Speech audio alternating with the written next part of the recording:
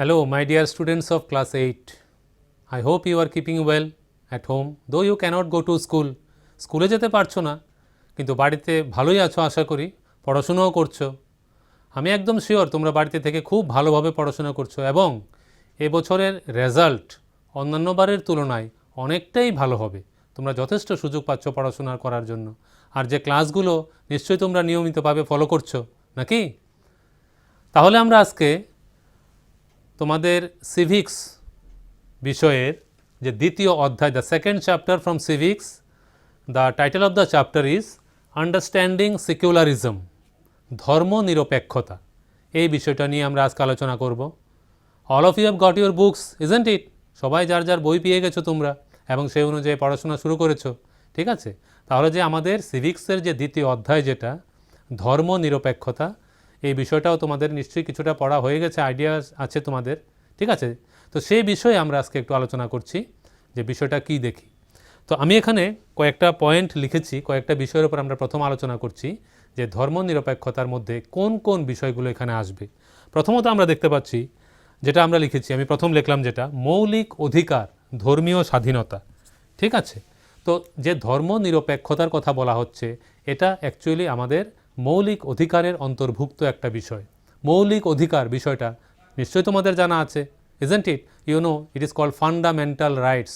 তোমাদের স্কুলের দেওয়ালে লেখা থাকে, অনেক স্কুলেরই দেওয়ালে এটা লেখা থাকে যে মৌলিক অধিকারগুলো আমাদের। What is our fundamental rights?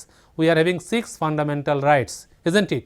তার মধ্যে একটা কিন্তু ফ্রিডম অফ রিলিজিয়ন, ঠিক আছে? ধর্মীয় স্বাধীনতার অধিকার, এটা মৌলিক অধিকারের মধ্যেই পড়ে থাকে। কেমন? তাহলে যে একটা মৌলিক অধিকার আমরা ধর্মীয় স্বাধীনতা হিসেবে উপভোগ করতে পারি, তা বিষয়েই আজকে আমাদের আলোচনা থাকবে। কেমন? দ্বিতীয় যেটা বলছি যে সাংবিধানিক ব্যবস্থাপনা, এটা জাস্ট একটা মুখের কথা নয়। ধর্মীয় স্বাধীনতার বিষয় বা ধর্ম নিরপেক্ষতার বিষয়, এটা ভারতীয় সংবিধানের মধ্যে এটা উল্লেখিত রয়েছে, এটা লিখিত আছে যে ধর্মীয় স্বাধীনতাটা একটা সাংবিধানিক ব্যবস্থাপনাতেই রয়েছে। তো সবাই জানো যে দেশের মধ্যে সবার ঊর্ধ্বে কে? নিশ্চয়ই সংবিধান, নাকি? যেটাকে বলা হয় রুল অফ ল, ঠিক আছে? আইনের শাসন। তো আইনের শাসন গণতন্ত্রে প্রতিষ্ঠা করতে গেলে সবার উপরে কে থাকবে? নিশ্চয়ই এখানে কোনো দেশের নেতা, মানে যেমন মনে করো প্রধানমন্ত্রী বা রাষ্ট্রপতি, তারা সর্বোচ্চ শাসক, ঠিক আছে? কিন্তু তাদের উপরও কে রয়েছে? That is the constitution. তাহলে সংবিধানের ঊর্ধ্বে কেউই নয়। তাহলে সেই সংবিধানের মধ্যে যে ধর্ম নিরপেক্ষতার বিষয়টি রয়েছে, সেটাই হলো গিয়ে আমাদের আলোচনার মূল বিষয়। তো ধর্মনিরপেক্ষতা বিষয়টা সাংবিধানিকভাবে স্থাপিত হয়েছে, সংবিধানেই তার প্রভিশন রয়েছে।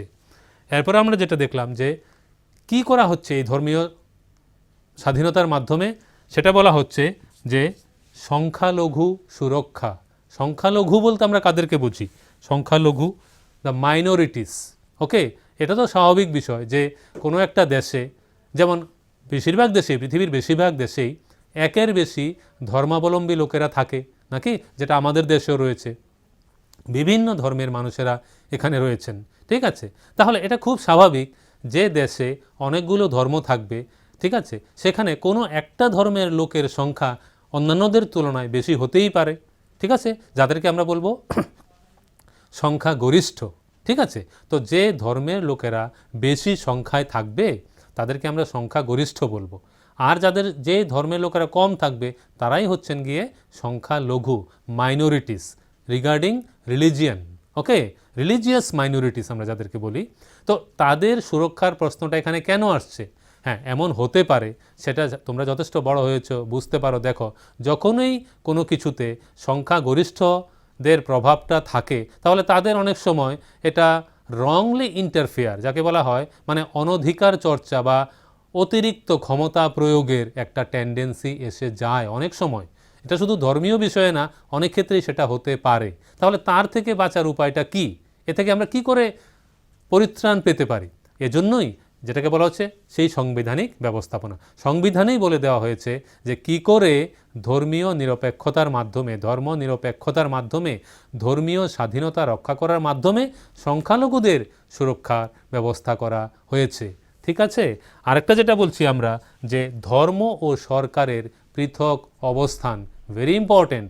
ধর্ম নিরপেক্ষতার, যদিও আমি এটা 4 নম্বরে লিখেছি, কিন্তু এটা অ্যাকচুয়ালি সবচেয়ে গুরুত্বপূর্ণ বিষয় যে ধর্ম এবং সরকারের পৃথক অবস্থান।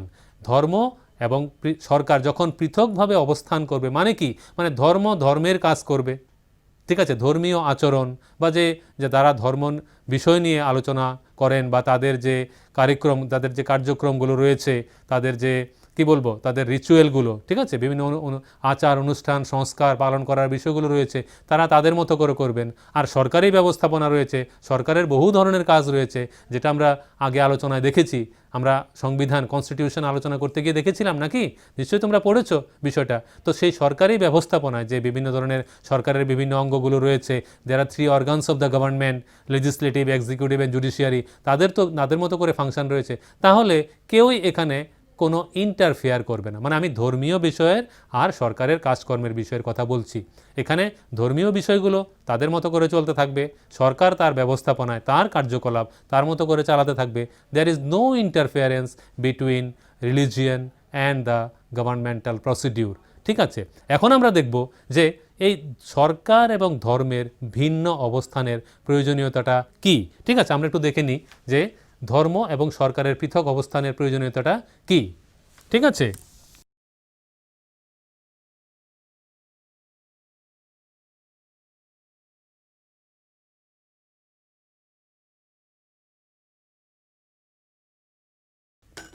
আচ্ছা, তাহলে আমরা এখন দেখি যে ধর্ম এবং সংস্কারের পৃথক অবস্থানের প্রয়োজনীয়তাটা কি, ঠিক আছে। একটা গণতান্ত্রিক দেশে আমরা জানি ধর্মীয় স্বাধীনতা হচ্ছে একটা মৌলিক অধিকার। তো সেই ক্ষেত্রে সেই ব্যবস্থাটাকে কনফার্ম করতে গেলে, সুনিশ্চিত করার জন্য কি প্রয়োজন, ধর্ম এবং সরকারের পৃথক অবস্থান। আমরা দেখি এটা কিভাবে হচ্ছে। প্রথমত যেটা আমরা বললাম যে গণতান্ত্রিক উপায়ে রাষ্ট্রশাসন। আমরা বলছি যে ভারতবর্ষ একটা গণতান্ত্রিক দেশ। This is the largest Democratic country in the world.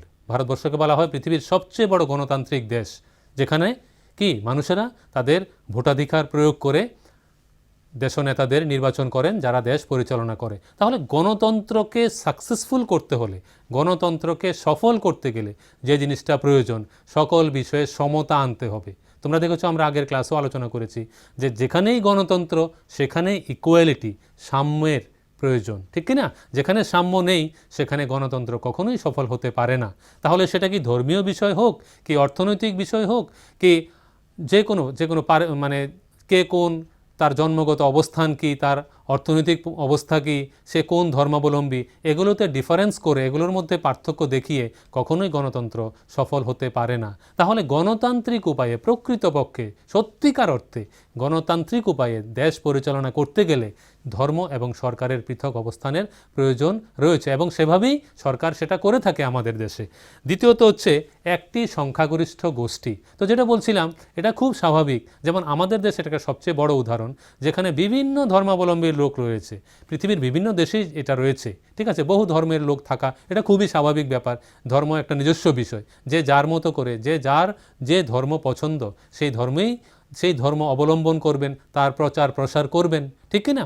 তাহলে যে আমরা যেটা বলছি যে কোনো একটা দেশে যেখানে অনেক ধর্মের লোকেরা থাকবে, তাহলে এটা খুব স্বাভাবিক যে কোনো একটা ধর্মের লোকের সংখ্যা বেশি হতেই পারে। সব ধর্মের লোকেরা সমানভাবে সমান সংখ্যক থাকবেন, এটা তো অঙ্কের হিসাবে হয় না, ঠিক কি না। তাহলে যে ধর্মের লোকেরা বেশি থাকবে, এখন মনে করো একটা কথার কথা মনে করো, যদি সংখ্যাগরিষ্ঠ ধর্মাবলম্বী লোকদের হাতে সরকারি ক্ষমতা আসে, ঠিক আছে, বা সরকারি ক্ষমতায়ন ঘটে, ঠিক আছে, তাহলে অনেক সময় এটা হতে পারে সেই ক্ষমতার অপব্যবহারও হতে পারে, ঠিক আছে। তাহলে তাদের থেকে, সেই ক্ষমতার অপব্যবহার থেকে বাঁচানোর জন্যই ভারতীয় সংবিধানে কী লেখা রয়েছে, that India is a secular country. যেটা বলছিলাম যে তোমরা আমাদের প্রথম অধ্যায়ে যে বিষয়টা আলোচনা আছে, যে প্রিয়াম্বল অব দ্য কনস্টিটিউশন, ভারতীয় সংবিধানের যে প্রস্তাবনা, সেই প্রস্তাবনায় 5টা শব্দ দিয়ে ভারতবর্ষকে ব্যাখ্যা করা হয়েছে। বলা হয়েছে যে ভারতবর্ষটা কেমন দেশ, সেই কেমন দেশ বলতে গিয়ে যে 5টা ওয়ার্ড আছে, India is A sovereign, socialist, secular, Democratic and Republic country, ঠিক আছে না। তোমাকে যদি জিজ্ঞেস করে যে তোমার দেশটা কেমন, তখন তো এই 5টা ওয়ার্ডই যথেষ্ট বলার জন্য যে আমার দেশটা এমন, এই রকম আমার দেশ। তো তার মধ্যে দেখো এই 5টা শব্দের মধ্যে সেকুলার ওয়ার্ডটা রয়েছে, যাকে বলা হয় ধর্মনিরপেক্ষ, ঠিক আছে। তাহলে সেই যে সাংবিধানিক ব্যবস্থাপনা, সেই সাংবিধানিক ব্যবস্থাপনার ভিত্তিতেই সরকার কি করে, নিজের মধ্যে সরকার এবং ধর্মীয় ব্যবস্থাপনার মধ্যে সবসময় একটা পার্থক্য মেনটেন করে চলে, ডিফারেন্স, ঠিক আছে, ডিস্টেন্স মেনটেন করে যে চলা সেটা করে থাকে। তো যেটা বলছিলাম যে সংখ্যাগরিষ্ঠরা যাতে তাদের ক্ষমতার অপব্যবহার না করতে পারে তার জন্যই এই ব্যবস্থাটা করা হয়েছে। তারপরে যেটা বলছিলাম যে বৈষম্য সৃষ্টি ও বৃদ্ধি, ঠিক আছে, এটা কেন হতে পারে? যখন দেখা যাবে যে কোনো সংখ্যাগরিষ্ঠ গোষ্ঠীর লোকেরা ক্ষমতার অপব্যবহার করছে, তাহলে যারা ভিন্ন ধর্মাবলম্বী রয়েছেন বা সংখ্যালঘু যারা রয়েছেন, অন্যান্য ধর্মাবলম্বীর যারা রয়েছেন, যদি সংখ্যালঘু তারা হয়ে থাকেন, তখন কি হবে তাদের মধ্যে? তাহলে সংখ্যাগরিষ্ঠ আর সংখ্যালঘিষ্ঠদের মধ্যে একটা পার্থক্য, একটা বিভেদ সৃষ্টি হবে, মনোমালিন্য হবে, ঠিক আছে, সেটা সৃষ্টি হলো, বৃদ্ধি হলো, এভাবে কি হবে? একটা সামাজিক অস্থিরতা, যেটা নাকি দেশের উন্নয়নের পক্ষে সবচেয়ে বড় বাধা। কারণ যেটা আমরা সবসময় বলে থাকি, যেখানে অস্থিরতা, যেখানে অশান্তি, সেখানে উন্নতির কোনো প্রশ্নই নেই। তাহলে দেশের সরকারের একটাই মোটিভ, একটাই লক্ষ্য, সেটা কি?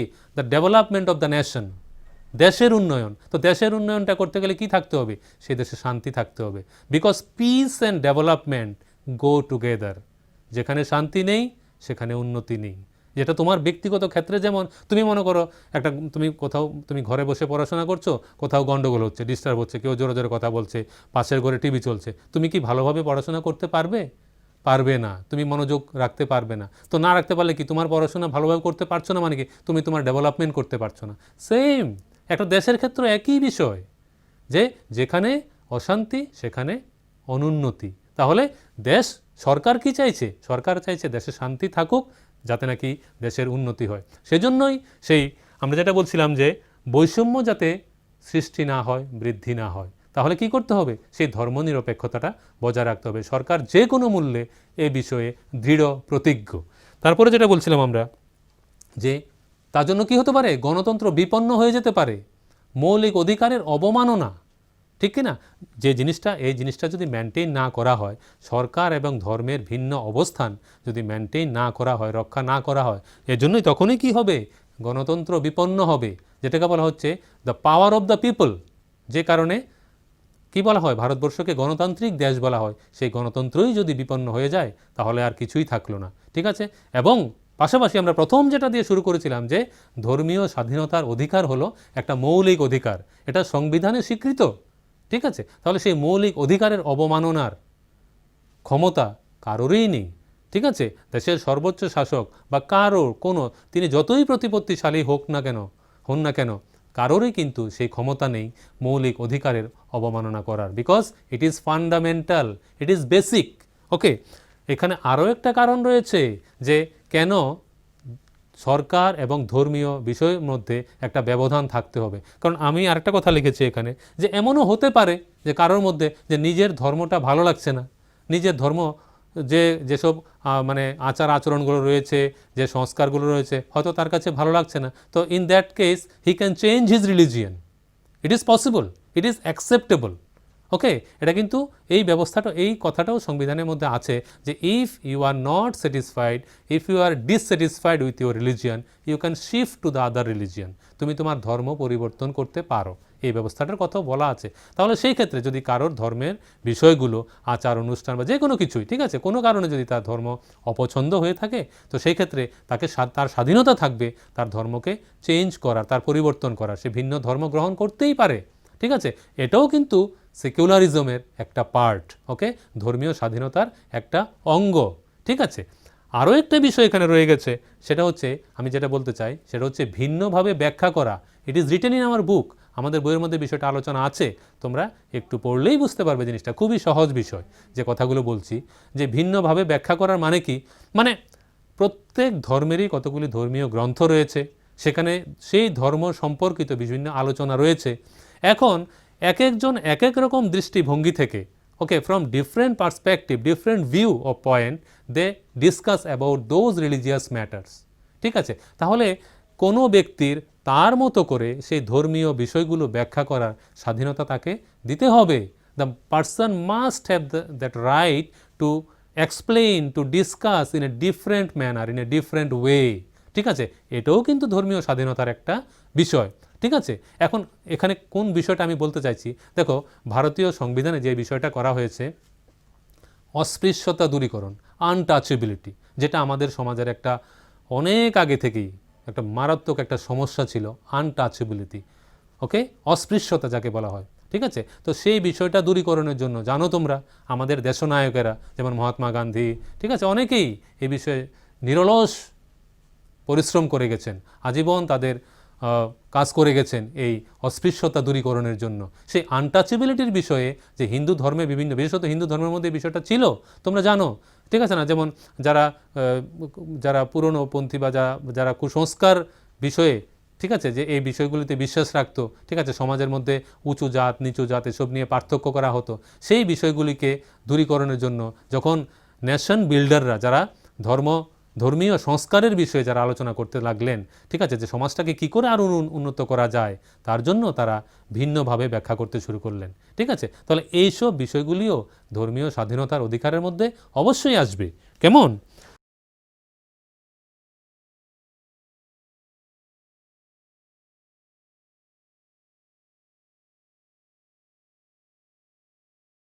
তাহলে আমরা এখন দেখি the basic features of Indian secularism. আমরা যেটা আলোচনা করছিলাম যে সেকুলারিজম ইন জেনারেল, এখানে একটা বিষয় যেন কনফিউশন না থাকে, কোনো মানে সংশয় না থাকে তোমাদের মধ্যে, সেই বিষয়টা হলো যখন ইন জেনারেল মানে সাধারণ অর্থে সেকুলারিজম কথাটাকে ব্যবহার করা হবে, তো সেখানে যে কোনো দেশের ক্ষেত্রে সেটা হতে পারে।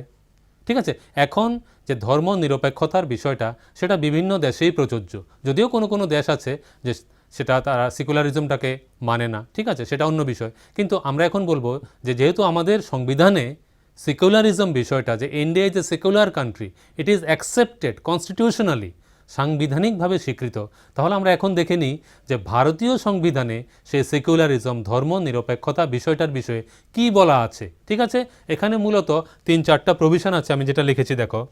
প্রথমতই আসছে যে one religious community does not dominate others, মানে কোনো একটা ধর্মগোষ্ঠীর লোক কোনো অবস্থাতেই অন্য ধর্মগোষ্ঠীর লোকদের উপর তাদের প্রভাব বিস্তার করতে পারবে না। ওকে, মানে ডোমিনেট যাকে বলা, প্রভাব বিস্তার করা, ঠিক আছে, আননেসেসারি ইন্টারফেয়ারেন্স আমরা যেটাকে বলি, ঠিক আছে, অনধিকার চর্চা করা যে জিনিসটা। ঠিক আছে, তো this is the first and foremost provision of the Indian constitution.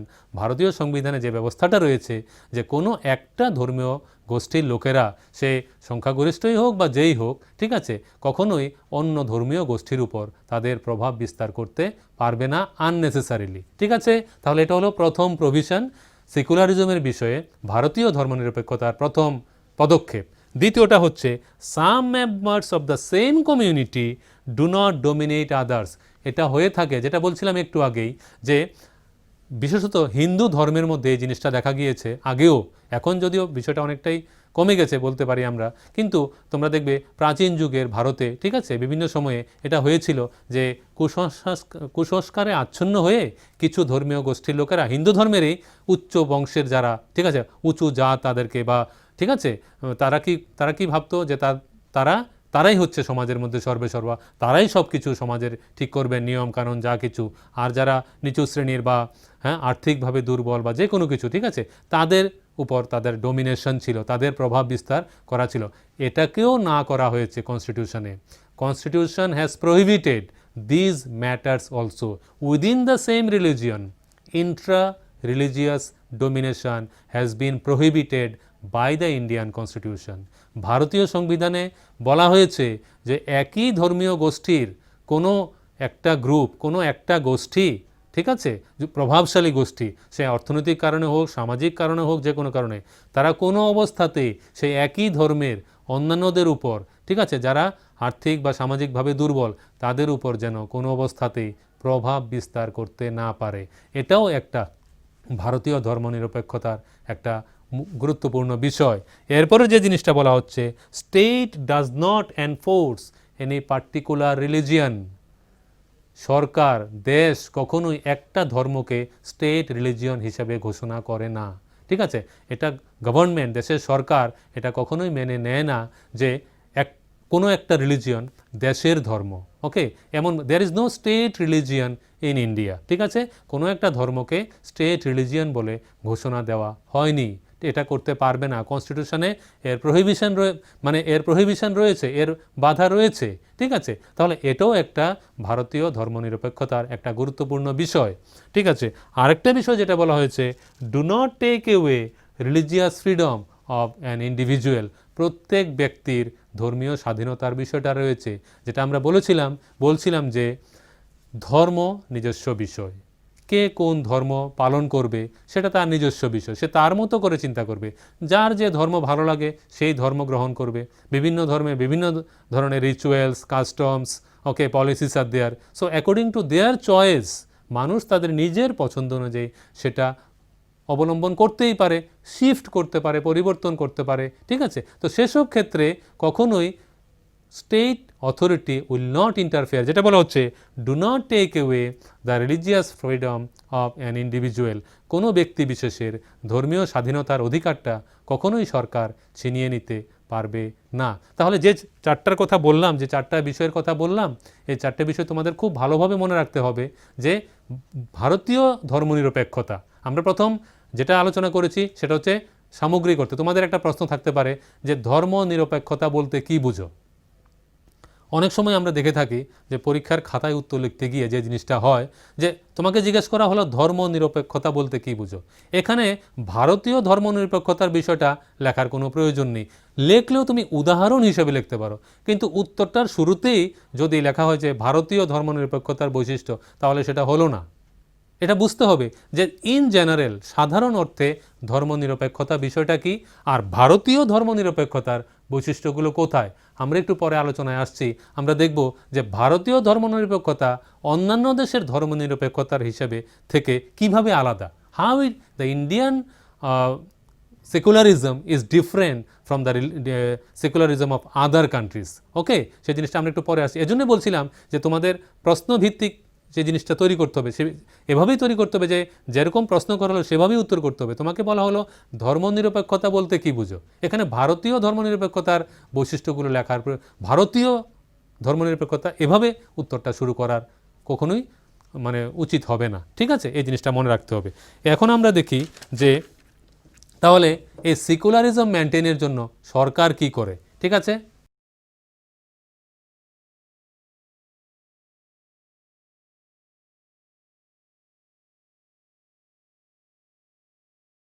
তাহলে এখন আমরা দেখে নিই যে সরকার এই উদ্দেশ্যে সেকুলারিজমকে মেনটেন করার জন্য সরকার কি করে থাকে, সরকারি পদক্ষেপগুলো কি কি, সরকারি ব্যবস্থাপনাগুলো কি রয়েছে।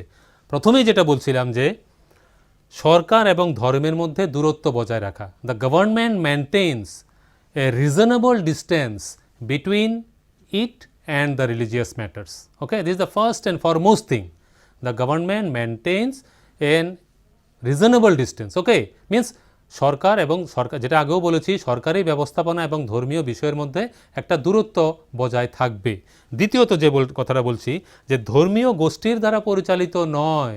The government is not run by any religious communities.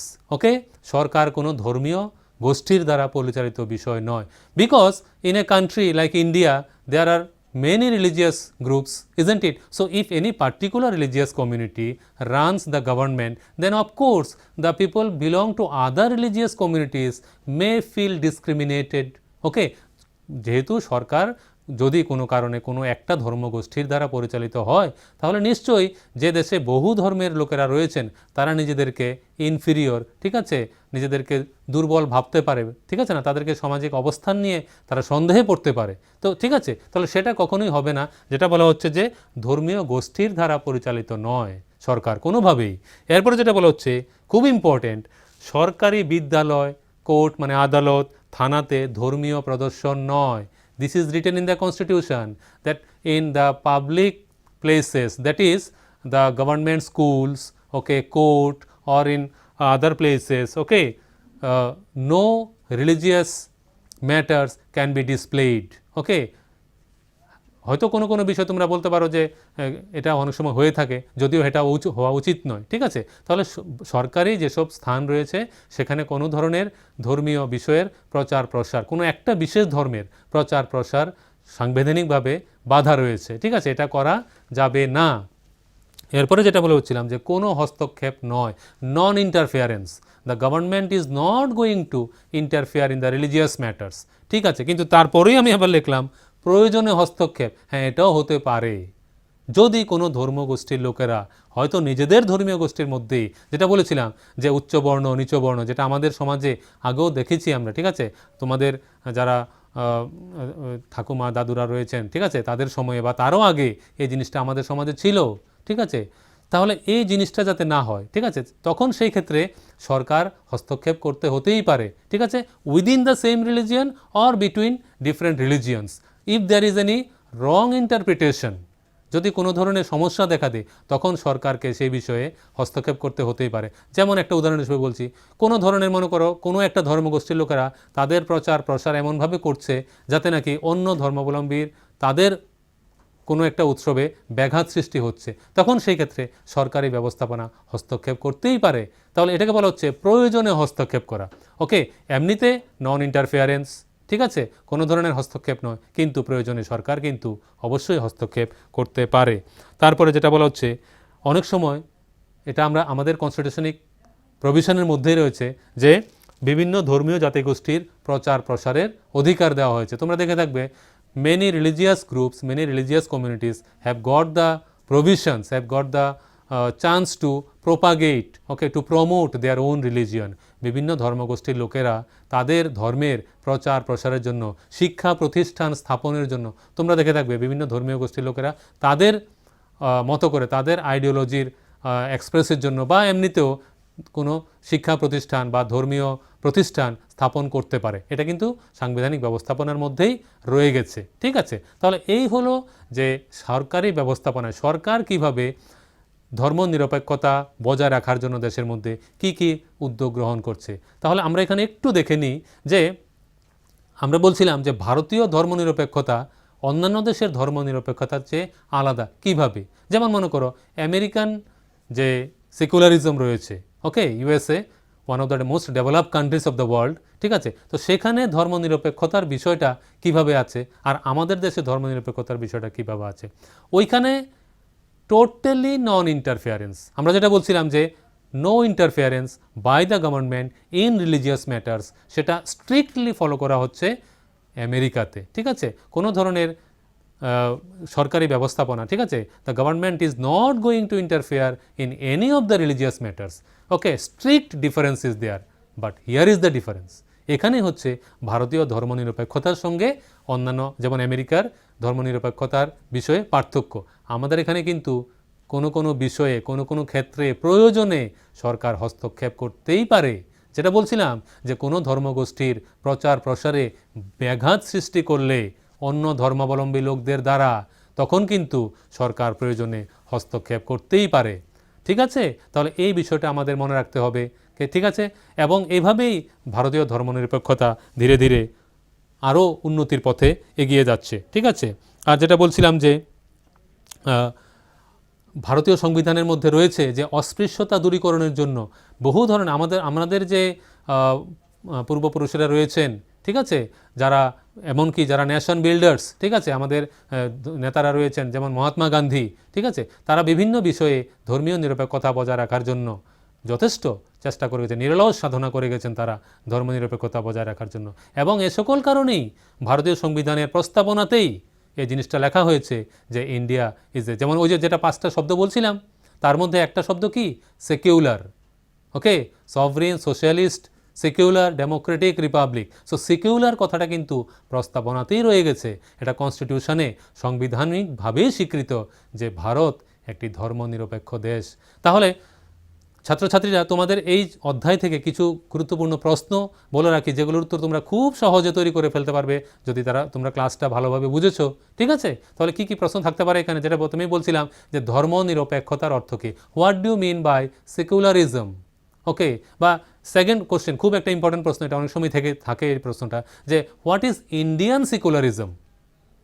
একটু সাবধানে আনসারটা, এটা খুব খেয়াল রাখতে হবে বিষয়টা যে ধর্মনিরপেক্ষতা কি আর ভারতীয় ধর্মনিরপেক্ষতা কি, নিশ্চয়ই দুটো এক বিষয়। হ্যাঁ, কিছু সিমিলারিটি থাকতে পারে, কিছু সম্পর্ক থাকতে পারে, কিন্তু যখন ভারতীয় ধর্মনিরপেক্ষতা কি, তখন আমরা যেটা লিখেছিলাম যে ভারতীয় ধর্মনিরপেক্ষতার বৈশিষ্ট্যগুলো কি, ওইগুলো এখানে লিখবে, আলোচনা করবে, ঠিক আছে। তখন এটা যেন একটা আলাদাভাবে বোঝা যায় যে ভারতীয় ধর্মনিরপেক্ষতার চরিত্রটা কি, what are the features of Indian secularism.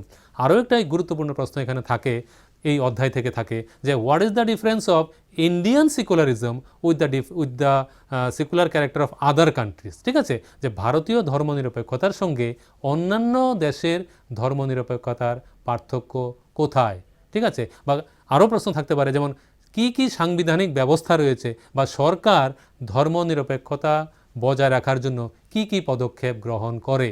তোমরা সবাই সুন্দরভাবে প্রশ্নের উত্তরগুলো তৈরি করে ফেলবে। এগুলোর বিষয়ে যথেষ্ট আলোচনা রয়েছে আমাদের বইয়ের মধ্যে, ঠিক আছে। সবাই ভালো থাকবে।